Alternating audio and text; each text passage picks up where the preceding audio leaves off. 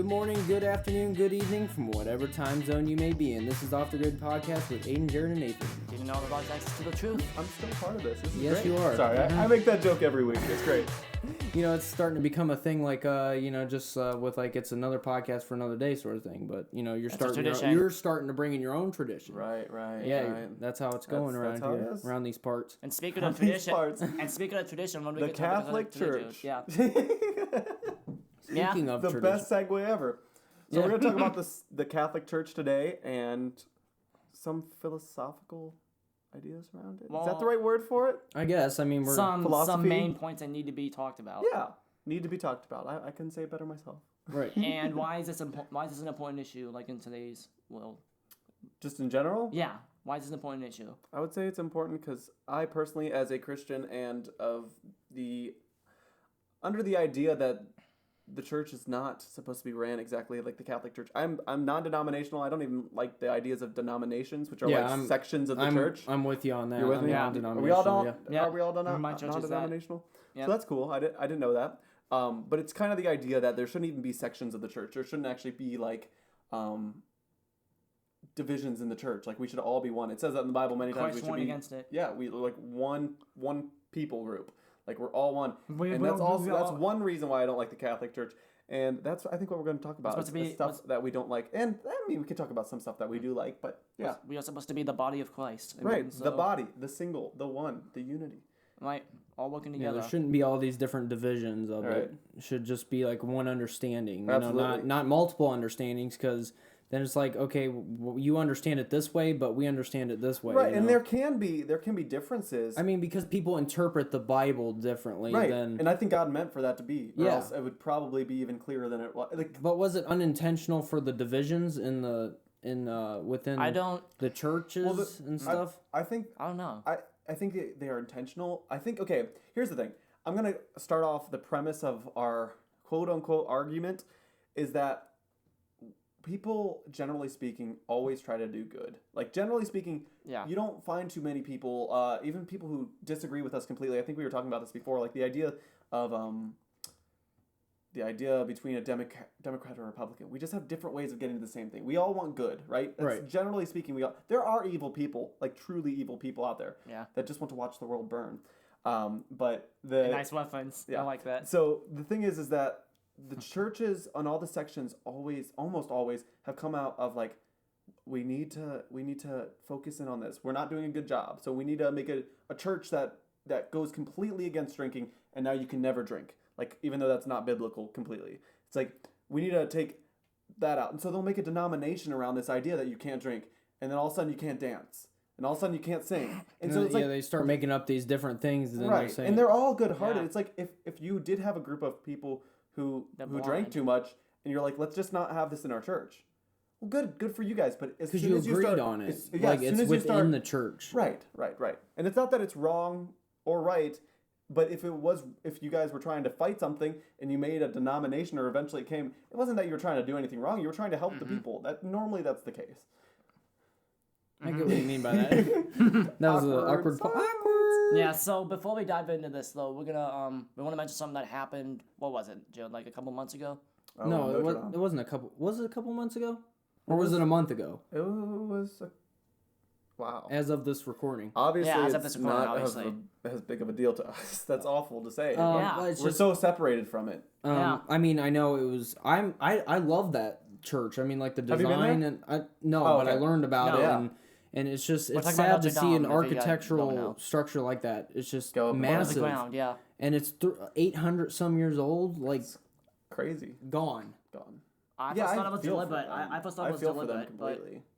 I mean, me and Jed were thinking, first of all, it was deliberate, but I guess it wasn't. I guess some construction We thought it was, let's just get into it. It's the Notre Dame fire, if we haven't already mentioned it. But, I whispered it. He whispered, but,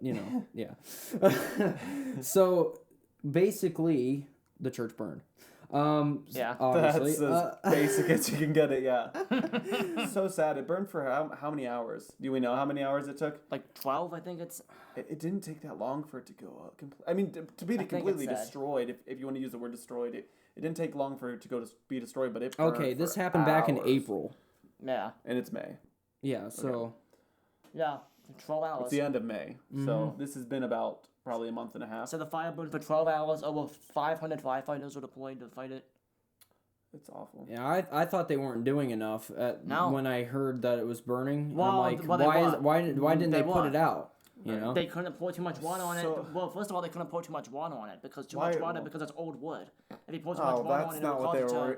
Old wood can handle water a lot better. No, but I'm saying fire. No, what I mean is like they pour too much. That's awful. It's not the water that makes it collapse. It's the weight of the water that's gonna make it collapse. If you pour too much on it. Did you hear this from them or from somebody? No, it's just rational logic. If they pour too much pressure on it, I don't know if I would. I would trust the firefighters more than you. No offense, Aiden, but no offense. No offense, but you're not. No offense, but you're completely wrong. No, I don't think so. At least I don't think so. You very well could be right. I personally don't think so. So so this is what we know about the fire. This article is all the way from April, but I don't really think any new stuff has come out about it. Nope. Not a whole lot. Not a whole lot. I tried to find an article from the most recent, So what we know is good. I'm not even sure how to say that name, so I'm not going to say it. Notre The Paris Dame. prosecutor said that a first fire alarm was triggered at 6:20 p.m. Monday, but that no fire was found after checks were carried out. And then a second alarm was triggered at 6:43 p.m., and a fire was found under the roof in a network of wooden beams, many dating from the Middle Ages. They just let it burn for a while. Because they didn't know it, they didn't see it. They're like, see it. They didn't smell it. Like they thought it was like a faulty alarm or something. Gosh, I can't imagine. That's awful. The wood that's up there is from the Middle Ages. That's how old it is. So That's can you imagine how dried out that is? And there's must have been so quick. And they said that there's no sprinkler system. It's a 500-year-old structure. Well, it's 500 years old. I mean, they could remodel that area and attach. You could, but you destroy. What's kind of ironic it could have stopped it before it got to. I would have been okay if it took out some of the wood in there, but not spread through the whole church. They could have just repaired the old section and been okay. It's good now. And they would have. They would have tried to put it out. That's not. Yeah, it's just that they just thought it was a faulty alarm. That. Awful. The whole church wasn't destroyed though. The whole inside of the church was pretty much. The whole But the outside structure stayed the out. two towers, Those things. Well, one of those at least fell down. I saw a video of one of them falling down. That was a spire, dude. The spire. That's what I meant. The two Notre Dame towers were fine though. Which actually, the spire wasn't up there as long as that church was there. I don't think so. No, that was built later on. Not real recent, but. Didn't they get like $1 billion in funding so far from this? Oh yeah. I mean, the Catholic Church. If you ever I don't know. Some of our audience may have never been to church or have never been to a Catholic church, but there are beautiful buildings. About every single building that I've been to in a Catholic church are beautiful buildings. They're not my style. They're not like I'm gonna build my house like this. Yeah. No, and they're very echoey. They're very echoey. The architecture that is required. Not very acoustically. It does not real acoustic. They don't acoustically sound because think about it. Your sound is going far. How is it gonna come back and bounce back and so you can hear yourself? It's like you're just singing into like an abyss or something. Well, the choir singing, when you sing in the Catholic church, part of the choir stuff, it sounds really cool. It actually does. No, absolutely, it really does. The echoes adds that hall reverb, hymnal, ethereal effect a little bit because I've never heard that word. Is that a real word? Hymnal. I know hymnal's a real thing. Yeah. Hymnal. What did you say it was? It adds like an ethereal. Ethereal. Effect to it. Yeah. Never heard that. Ethereal. He's like ethereal. I'm popping out words that you guys don't know. Yeah, that's good. I like it. We learning stuff here. So I mean. But have you ever heard like an organ play at a Catholic church? It is amazing. I've heard, yeah. It's so good. It's very niche, but it's so niche. Very funny enough, they were actually trying to do a renovation. Yeah, and that's what started the fire. I believe they all have to on these old buildings. They always have to do different things to keep up with it because there's no way a building can last 800 some years without doing one. Why did I say 500? It's 800. Yeah, you're wrong. Yeah, I am. Bongo. You said 800 earlier, but then he corrected you, quote unquote. I didn't correct. I didn't correct anything. So, and it says investigators were treating the fire as an accident. And nothing at this stage suggests a voluntary act, said Mr. Heights, I guess. Got it. His office said on Tuesday night that about 30 witnesses, including workers from companies involved at the construction site and Notre Dame security staff, had been questioned so far. For obvious reasons. Yeah, And I bet obviously. they've been questioned now. Because when Aiden and I were talking about this, like, as the news was breaking, we were, like, getting... Our first thought was, well, it could have been an accident, but then it could have been a terrorist attack, because there has been a lot of terrorist attacks on religious places. Yep. Or not terrorist attack, but it could have been like mosques, and there's been a lot of attacks on mosques lately too. Mm-hmm. And the recent is that Jewish? Is that a mosque? No, I thought isn't that Muslim? Probably. I don't know, but it's a place of worship that's been targeted. And one of my theories. That is, we're laughing.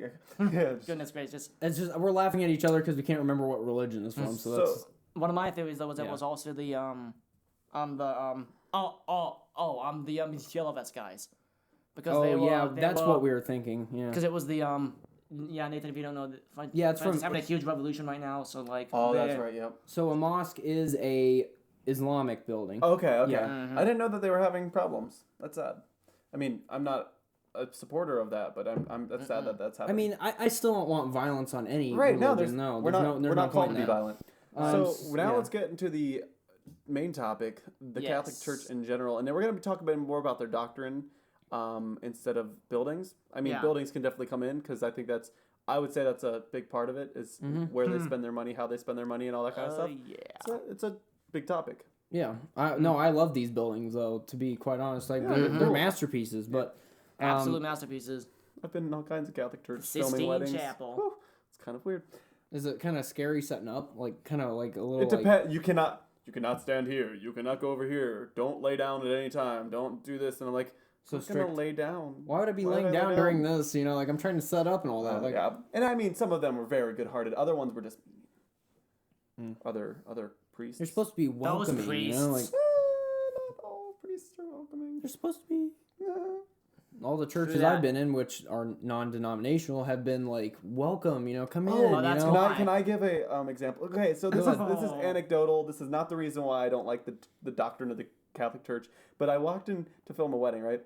And so I'm like, there was two men there that were like priests, right? I think there were two men that were priests. And I go up to one of them, and I go like, how do I get up there? We're putting cameras up there. They were fine with us putting cameras up top. They had a big place up top. And I'm like, do you have any idea how to get back there? And he goes, yeah. Through those doors, there's a door right there, and go up there.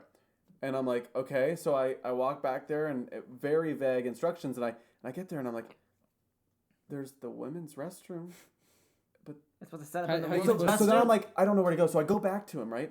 And then he gets all upset with me. And then he starts like waddling. He started waddling back.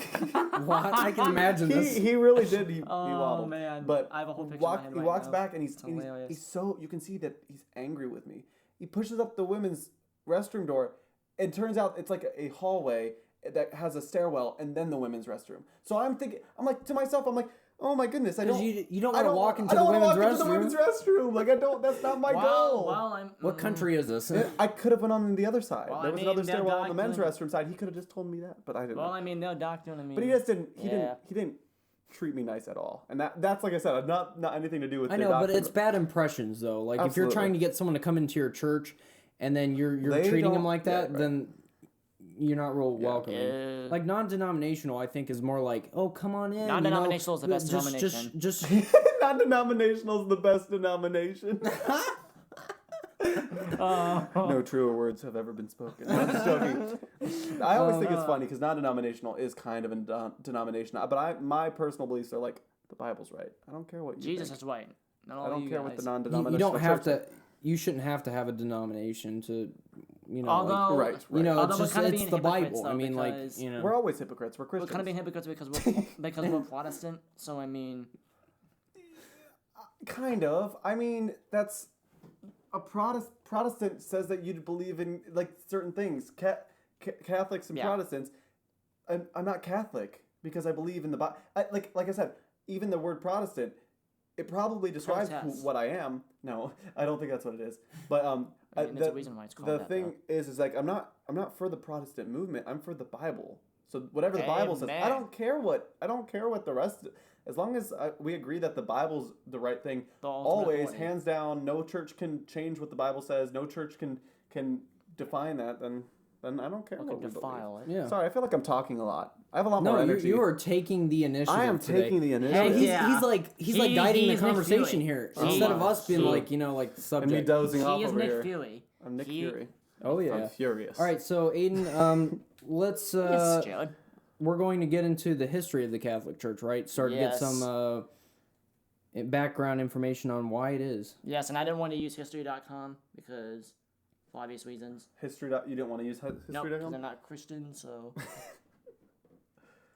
Yeah, so this says that it's the Roman Catholic Church also. That's its full name. The Roman Catholic Church is an ancient religious institution boasting over 1 billion members worldwide. As such, it is the largest Christian I don't know how to say that. What is it? Ecclesia. Hold on. We should have read this before. It's like an ecclesium. This is like an basically like something like that. Largest religious body, I think it's trying to say. Oh, I'm going to put my faith in this is Christianity.com. I've never heard that word. Sounds like a Catholic word to me. Yeah. I'm putting my faith into this website that it knows what it's talking about. Yeah. Anyway, it's Christianity.com? Is that what it is? Yeah. I don't trust history.com. I trust Christianity.com. Well, there are reasons, but I mean... Anyway, though, because of this alone, it is important to have an accurate understanding of the Roman Catholic Church's history and beliefs. So, yeah. Okay, that's right there. The Church at Rome... Awkward pause. Yeah, it was. The Church at Rome, which will later develop into what we know as Roman Catholicism, was started in the apostolic times, 30 to 95 AD. So about 95 years after Christ died, which is wow, that's not that long actually. Although we do not have records of the first Christian missionaries to Rome. Wait, we do, don't we? Is that what Acts is? Acts is when like the Book of Romans. Is it that missionaries going to Rome and Paul went and led to the Romans and stuff? I'm not sure. All right. Well, it's kind of sad that I don't know. Yeah. Well, basically though, it says they don't have records of the first Christian missionaries to Rome. It is obvious that, although we don't, it is obvious that a church existed there as the New Testament scriptures were being written. Oh, okay. Yep, it goes into this. Okay. St. Paul himself wrote an epistle to the church at Rome, and the book of Acts records some of his dealings there. St. Simon Peter ministered in Rome, serving as its first bishop. The term bishop is an English contraction of the biblical Greek word Episcopos. Episcopos. Yep. What? Where's that at? Episcopos. That's so funny. Often translated as overseer. Well, that really helps. Often translated. I choose bishop rather than Episcopos. 21 Pilots. I choose bishop. Episcopos. Wait. I choose bishop. Checkmate. Because don't they have a bishop? That would never happen. That would never happen. It's chess. Yeah. It's the Roman Catholic Church, right? Oh my lord. Move the Pope 3 moves. There's only one Pope. You have to move back and forth. Okay. Sorry. All right. Oh goodness. Anyway, but this Greek word translates in English to overseer. Got it. Sounds ominous. In modern Protestant translations of the New Testament. So this is what I find interesting. He's an overseer, but yet they think that he was the first pope. That there was no. Who is this again? So is that how Saint they Peter. got? So is that Saint Peter. So is that how they got the name Pope? Like they're like, No, oh, that's this just is an something that overseer, they- so we're gonna name him Pope. I think that's just something that they Like how? thought. Well, how did they come to the point of Pope? Like, why did they name him that specifically? Do we know? I think this article is going to talk about it, but I mean, I think it's all going to talk about it. Here we go. So basically, fast forward a little bit here. Find it. Okay, so basically, what I'm going to talk about here is this is after a bunch of different leaders have come and gone, and in this era, Christianity wasn't legalized at this time. So this is talking about when it was legalized. So. What was legalized? Christianity. In where? And like Rome, when they were when it was still like with the ancient ancient Rome, because got it. Okay, Rome wasn't always. That's so weird to hear legalized. That's just a weird term. Yeah. No, because I learned about it too in architecture class. Of course, for this past semester. Which is good. Because we were learning about and this is like outside of the Bible. Like this is and the Book of Acts talks about all this too, like all of the. Yeah, and the thing is like that's so neat, like just how everything syncs up. That's good to know. Everything that points everything back to everything points up. Everything points to God. Everything points to God. Everything. Oh yeah. So basically, it's saying after Christianity was legalized, and the church continued to fight heresies in various councils and synods, the Pope and his emissaries weighed in on very important doctrinal issues. The Church of Rome kept meticulous records and was often further removed from the theological innovations and conflicts that erupted in the East. In important cities such as Alexandria, Antioch, and Constantinople. Yep. So basically, I think that's what it's saying is that the Pope was, I guess, a byproduct of, like, war, I guess. Istanbul. Like, them needing to have, like, a leader because they were so, right. They were so discarded, I guess. Isn't it? Yeah. Unstable was a word for it. Is it Istanbul now, or is it Constantinople? Constantinople. I don't know what it is now. Yeah. I think you might be right. Mm-hmm. But I'm not for sure. That's a song. So basically, that the two name change. Never mind. Yeah, that's separate. Yeah. So basically, yeah. I mean, I think we're done with that all. I can pretty much sum that up. From there. No. Okay. So the Catholic Church, first Jesus came to start. Or no. To start the church, like the church. Yeah. Is the Catholic Church like the one that was trying to go into Rome and to influence them, like to start establishing? No, there's a reason why it's called the Roman Catholic. There's a reason the Catholic Church came out of Rome. So after it was legalized, then it formed there. That's what's funny to me. I mean, after you bring legality into it, that's when it starts to expand and become right. You know what I mean? Well, the thing is that. Sorry. The thing is that reason would say is that whatever gets there first kind of takes a better foundation. Like if you see like in you'll see like specific types of churches pop up in specific areas. So not only do like there might be a lot of Baptist church down the road in a small community, because not only does one Baptist church pop up, well then the members from that church slowly grow. I mean, slowly meaning like over dozens and dozens and dozens of years. Don't you mean decades? Well, I mean, probably. I probably meant decades. I'm just messing with you. Man. But overall, like you see that they kind of like grow, and so whatever got there first, if the Christian doctrine was getting taught, right, whoever got there first, they would grow much bigger, much faster. And if you have corruption, especially in the very early stages of that, you're just going to be growing a corrupted religion, and so that's what I think. I really don't know. I bet there is more history on that. But it just reason would say to me that if you do get that a little bit corruption, especially at the very beginning, and twisted thinking about a lot of things, you're just gonna start twisting your whole doctrine to kind of fit that view. And it's just I think that's partially, especially what happened there. Yeah. I like I said, I really don't know. Yeah, and that article skipped over a bunch of important like actual events. Yeah. So like that's kind of that's not really cool at all.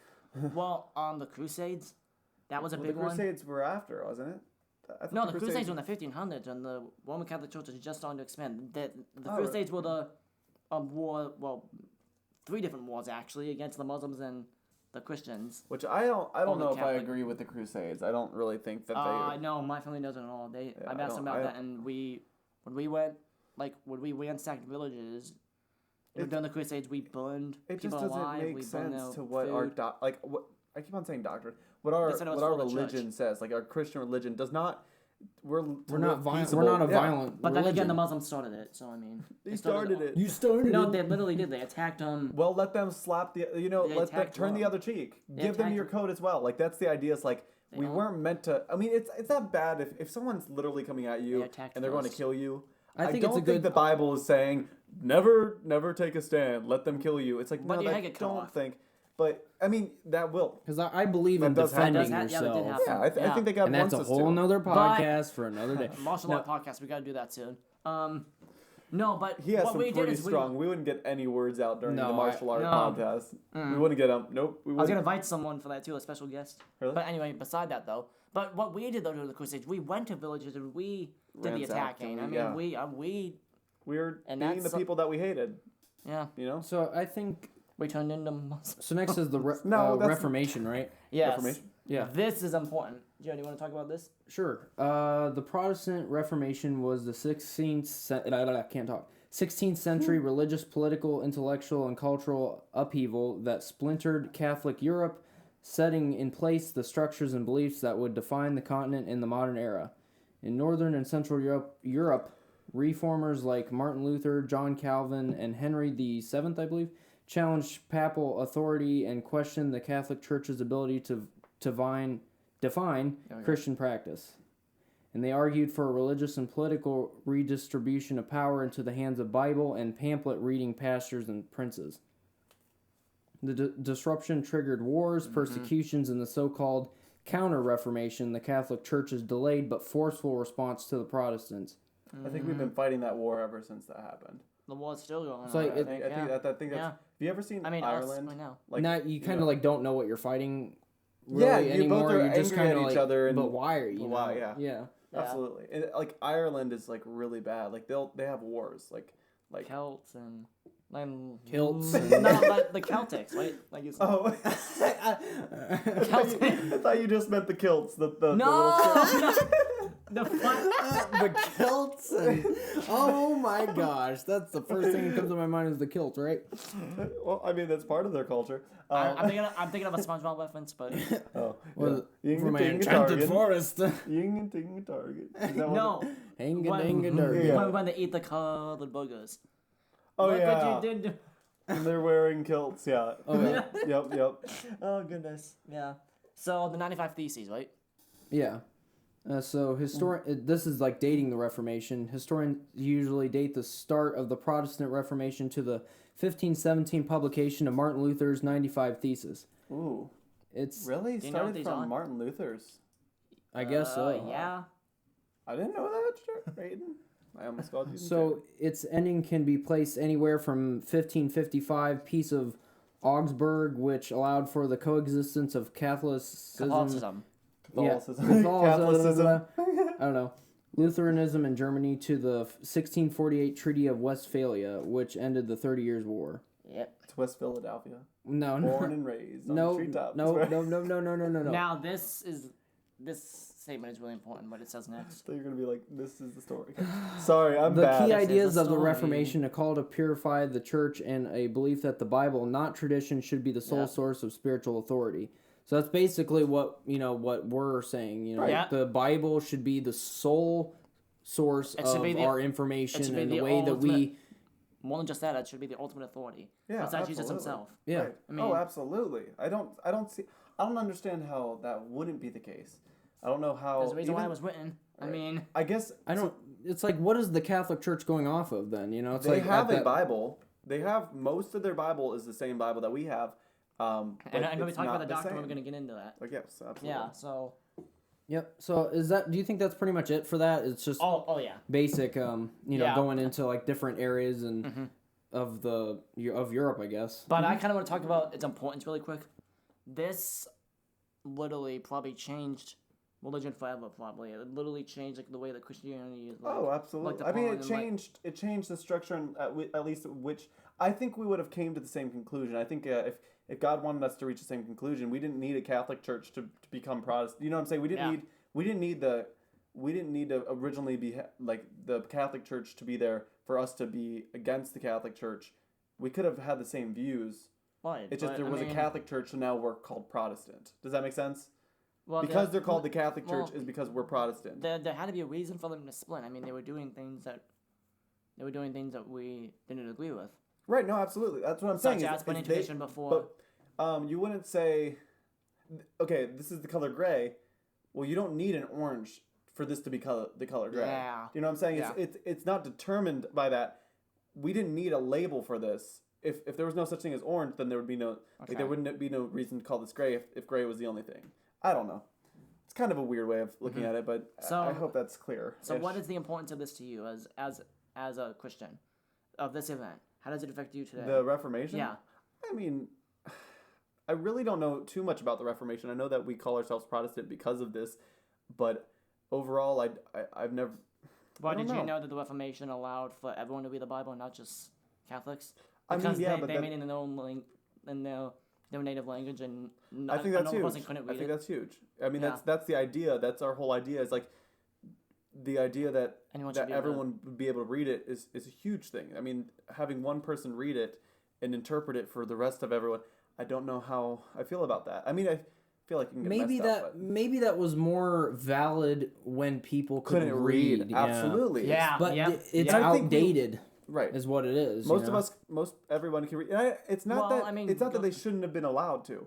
The thing is I still feel like the Bible's spirit led. At least now it is. After Jesus came, it's spirit led. After Jesus died, it's spirit led. So if you're not allowing the Spirit to talk, I think there was a time that the priest would read the Bible, and I think that the priest, the Holy of Holies that he was only allowed into. You know what I'm talking about? You know this? Yeah. Like he was only allowed in. There was a place called the Holy of Holies. It was only one person was allowed access to talk to God. Yeah, basically. Only one person was allowed to talk to God, and that was a holy place. Like literally, like they would tie, I think, ropes to their legs. Take off their shoes and stuff, right? They'd take off their shoes. They would tie a rope to their legs and have bells on them, because if they hear the bells stop ringing, it means that they touched the Ark of the Covenant in the presence of God, and instantly would say that they would kill them.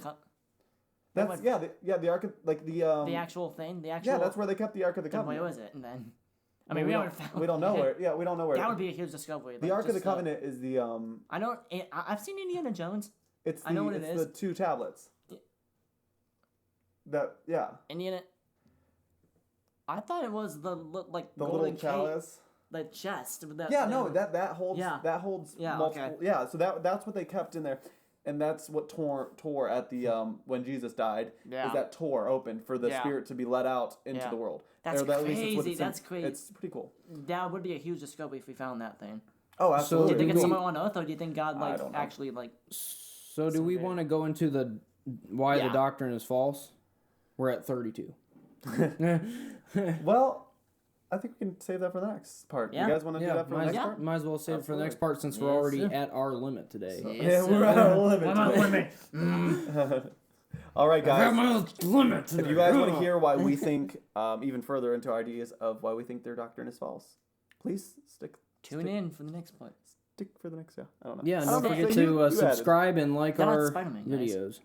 Yes, sir. Subscribe to our channel for future parts like this. Yes, sir. If you enjoyed it. If you enjoyed it. If you didn't. And then if you didn't, double click the dislike button. Yep.